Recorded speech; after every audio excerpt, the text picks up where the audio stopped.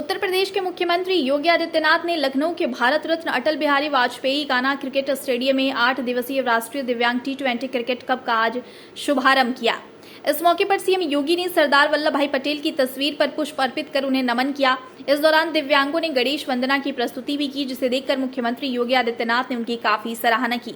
वहीं इस खास मौके पर सीएम योगी ने पद्मश्री दीपा मालिक को सम्मानित करते हुए दिव्यांगों का मनोबल बढ़ाया। मुख्यमंत्री योगी आदित्यनाथ ने सरदार वल्लभ भाई पटेल को याद करते हुए कहा कि सरकार का मंत्र सबका साथ, सबका विकास, सबका विश्वास है। शासन की योजनाओं का लाभ बिना भेदभाव सबको मिले, यही हमारी प्राथमिकता है। विकलांग शब्द को दिव्यांग शब्द कहकर प्रधानमंत्री नरेंद्र मोदी ने उन्हें आगे बढ़ाने का काम किया है। सभी आप लोगों से प्रेरणा लेते हैं। इस 8 दिवसीय क्रिकेट टूर्नामेंट का उद्घाटन करके प्रसन्नता हो रही है। इसके अलावा सीएम ने राष्ट्रीय दिव्यांग की T20 क्रिकेट कप में हिस्सा लेने वाले दिव्यांग खिलाड़ियों से मुलाकात की और स्टेडियम की फील्ड पर बल्लेबाजी भी की। भाइयों बहनों, हम सब जानते हैं कि आदरणीय प्रधानमंत्री जी ने भारत के प्रत्येक वर्ग के नागरिकों के लिए बिना भेदभाव के शासन की योजनाएं पहुंचाई है। उनका मंत्र सबका साथ, सबका विकास, सबका विश्वास और सबका प्रयास, यह एक नए भारत की नई कहानी को कहता है। स्वाभाविक रूप से शासन की योजना का लाभ बिना भेदभाव के समाज के प्रत्येक तबके को प्राप्त हो। इसमें जाति, मत, मजहब, क्षेत्र, भाषा, लिंग कुछ भी नहीं देखना। हर व्यक्ति को शासन की योजनाओं को प्राप्त करने का अधिकार होना चाहिए और शासन की योजनाओं के बाद किसी भी प्रकार से उस व्यक्ति के साथ भेदभाव न हो, वह पूर्णांग हो या अपंग हो, उसके अंदर की ये भावना पूरी तरह दूर हो सके।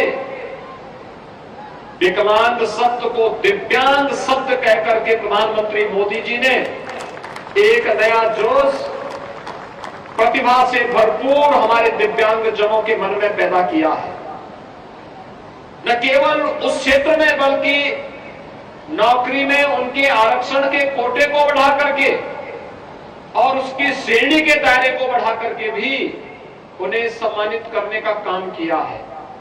इस अवसर पर जब T20 क्रिकेट के इस 8 दिवसीय कार्यक्रम को उद्घाटन कर रहे हैं, मुझे इस अवसर पर प्रसन्नता हो रही है कि मुझे जो बताया गया कि कई टीमें इसमें प्रतिभाग कर रही है और स्वयं यहां पर तमाम हमारी संस्थाएं इस कार्यक्रम के साथ जुड़ी हैं, जिसमें इंडियन बैंक इसका मुख्य प्रायोजक है, Kotak Mahindra Life Insurance, Universal, Sompo Insurance, Aditya Birla Sun Life Insurance भी इस आयोजन के साथ जुड़े हुए हैं और Differently Abled Cricket Council of India इस आयोजन की मुख्य आयोजक हुई बनी है।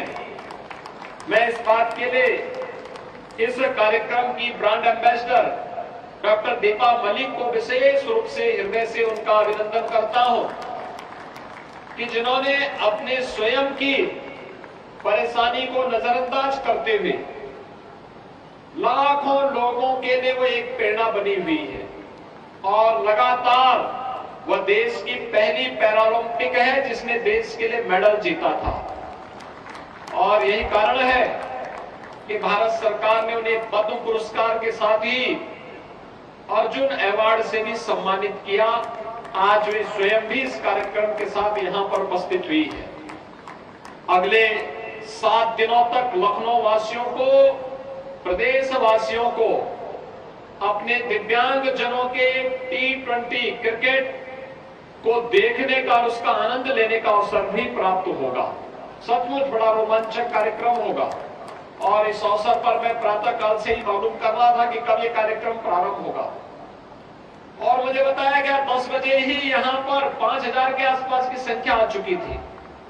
लगातार लोग आ रहे हैं अपने इस कार्यक्रम के साथ आप सबका जुड़ना समाज को और उनकी प्रतिभा को निखारने का एक अवसर प्रदान करता है। भाइयों बहनों, हम सबको इस बारे में ध्यान रखना होगा। मैं दिव्यांगजनों का हृदय से अभिनंदन करूंगा जिन्होंने अपनी शारीरिक कठिनाइयों को नजरअंदाज करते हुए देश के लिए और समाज के लिए एक नजीर प्रस्तुत की है और आज वे स्वयं भी इस कार्यक्रम में उपस्थित होकर के इस कार्यक्रम के साथ जुड़ रहे हैं, प्रतियोगिता को सफल बनाने में अपना योगदान दे रहे हैं। और ये पहली बार नहीं हुआ है।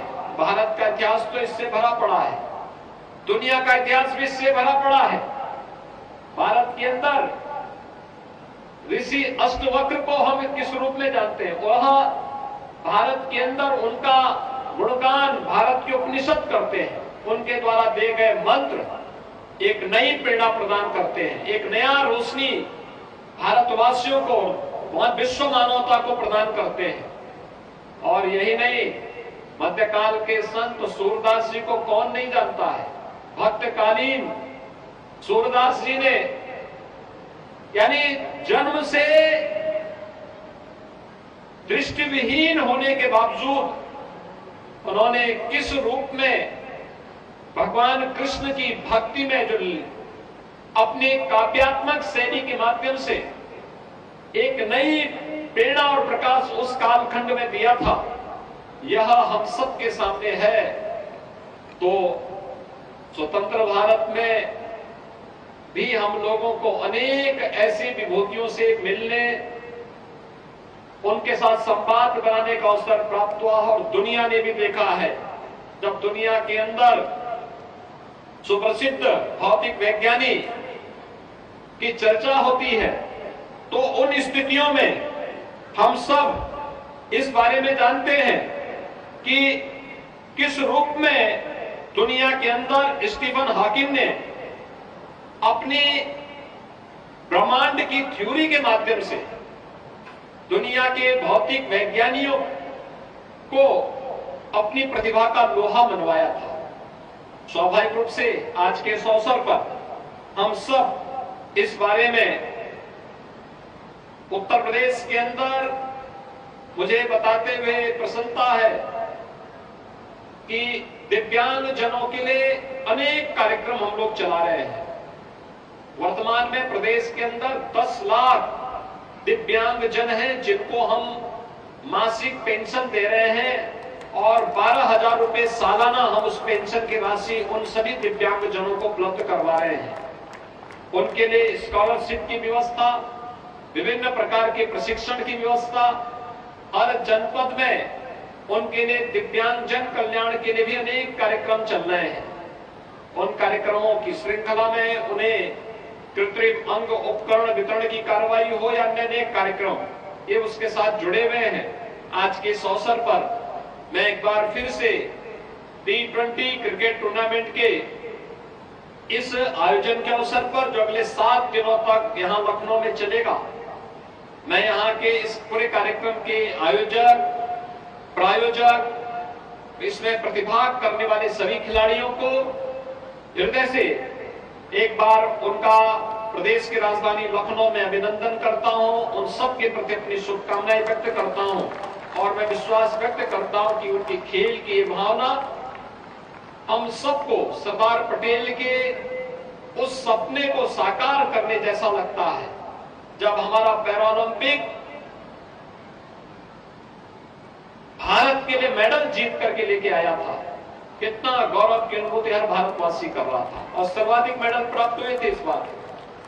और इसीलिए हम लोगों ने ओलंपिक में गए हुए अपने खिलाड़ियों को भी और उत्तर प्रदेश के देश के जो पैरालंपिक के खिलाड़ी मेडल जीते थे और प्रदेश के जिन खिलाड़ियों ने प्रतिभाग किया था, इन सबके सम्मान का अवसर हमें प्राप्त हुआ था।